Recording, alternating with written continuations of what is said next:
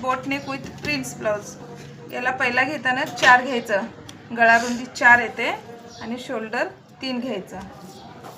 आता यांचं पुढील उंची आहे 13 प्लस अर्धा 13.5 घ्यायचं आणि छाती आहे 7 प्लस 2 हे 9 येते। 7 प्लस 2 9 इथं घ्यायचं। पुढील गळा घ्यायचं, फक्त बोट नेक असल्यामुळे 3 घ्यायचं आणि परत इकडं 4 घ्यायचं। त्याला 4 घेऊन त्याला असा अर्धा चंद्र जोडून घ्यायचं आणि इथं बाहीचा आकार प्रिन्स बोट नेक असेल ना, बाहीचा आकार 6 6.5 घ्यायचं। जाड असेल तर 7 घ्यायचं, बारीक असेल तर 6 6.5 घ्यायचं आणि परत इथं छाती घ्यायचं 7 प्लस 2 9 आणि इकडच्या बाजूला इथं जोडून घ्यायचं।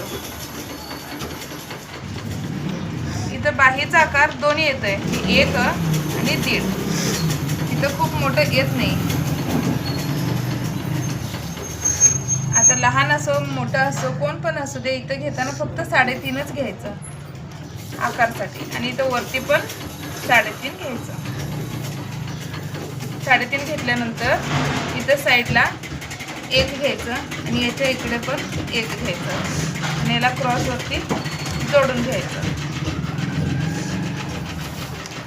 आणि इथं छानपैकी असं कटोरीसारखं आकार घ्यायचं।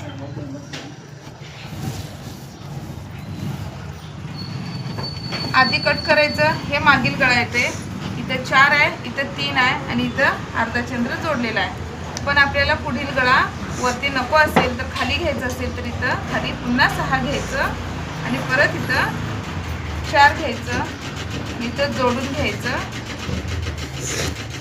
व पुढील गळा देखील याच्यामध्येच येतं।